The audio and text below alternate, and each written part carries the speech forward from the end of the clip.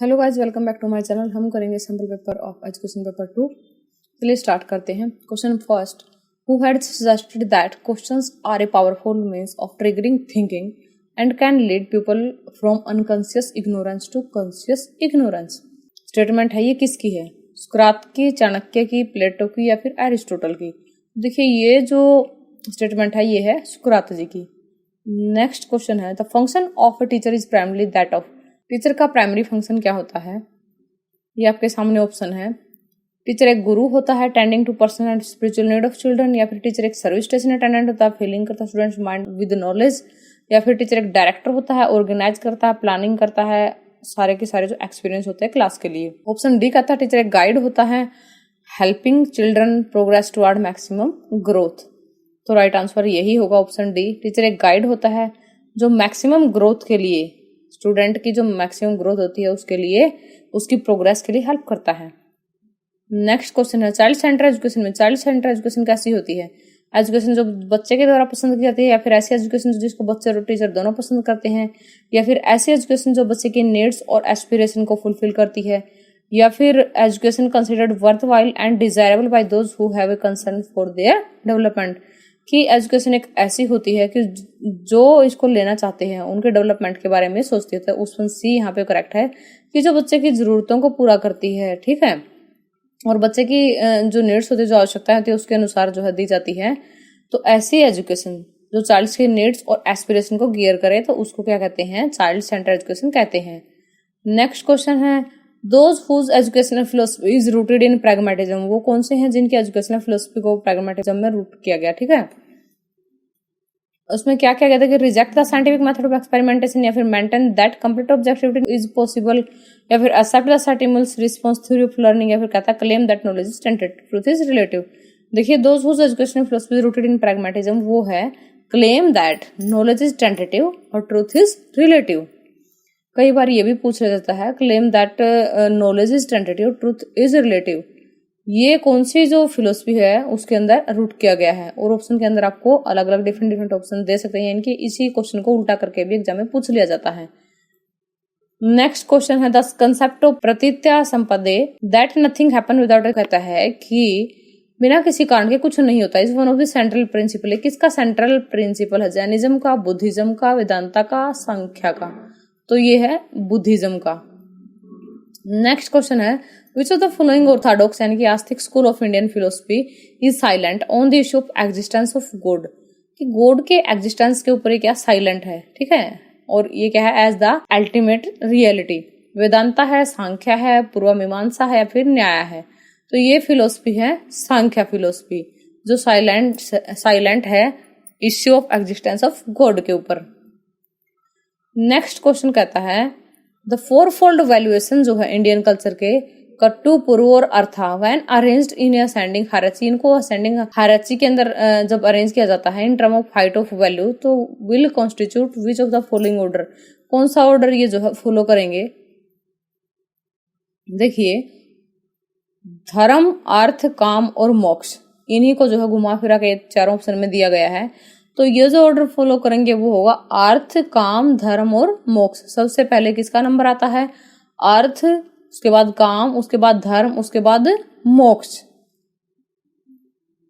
Next question है, who defined sociology of education as study of relation between education and society. किसने define किया था कि जो सोशियोलॉजी है वो स्टडी है रिलेशन की बिटवीन एजुकेशन एंड सोसाइटी के अंदर?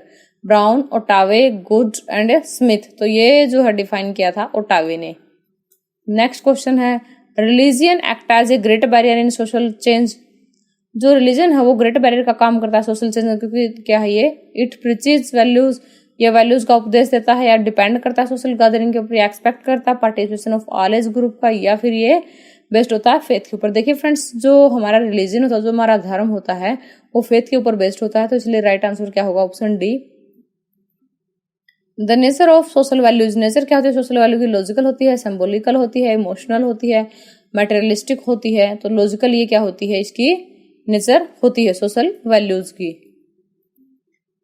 मिराम्बाका the school based on idea of free progress education was advocated by, ये बहुत ही इंपॉर्टेंट क्वेश्चन है, कई बार एग्जाम में पूछ लिया जाता है, कई बार मैचिंग टाइप क्वेश्चन में भी आता है। जो मिराम्बाका है वो school based on idea of free progress education है, किसके द्वारा एडवोकेट किया गया था? एम के गांधी, अरबिंदो, विवेकानंद या फिर जॉन डेवी? तो ये एडवोकेट किया गया था अरविंदो जी के द्वारा।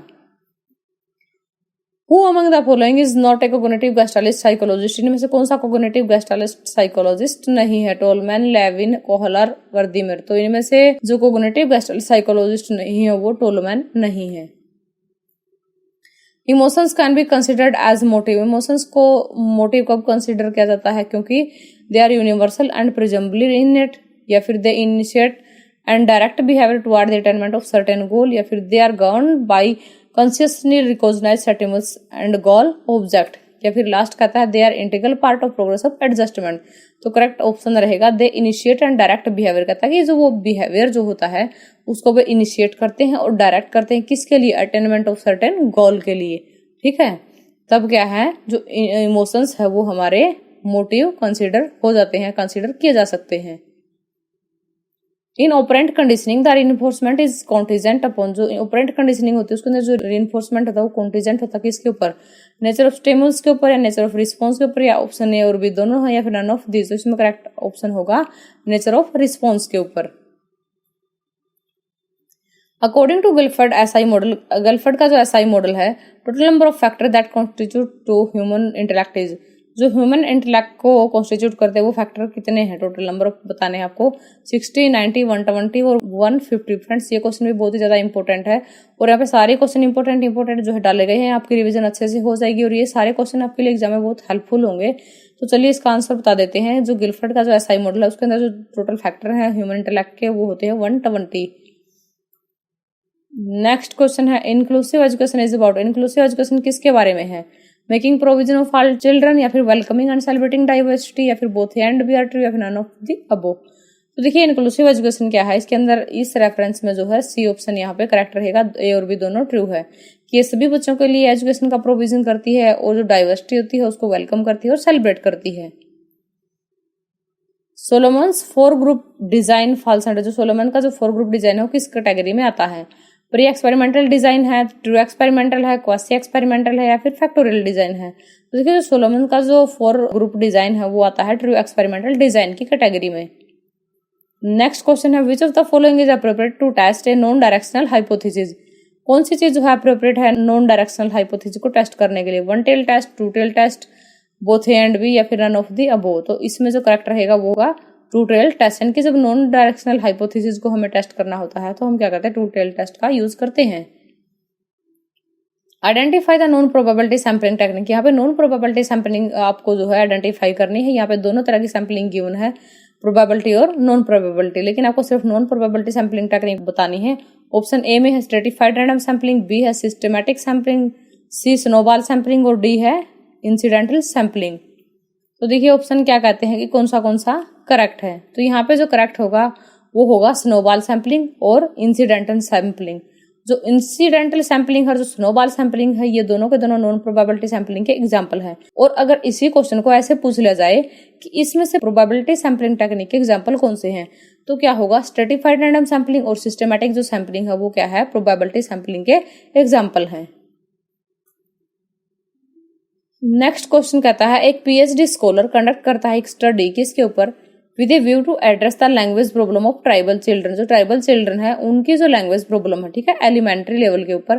तो इस स्टडी को किस तरह से कैटेगराइज किया जा सकता है? एक्शन रिसर्च होगी, अप्लाइड होगी, बेसिक रिसर्च होगी, या फिर नन ऑफ द अबव। तो देखिए इस तरह की जो रिसर्च होती है वो होती है अप्लाइड रिसर्च। नेक्स्ट क्वेश्चन है study on the topic perception of tribal people about formal education comes under the type, किस टाइप में आएगा?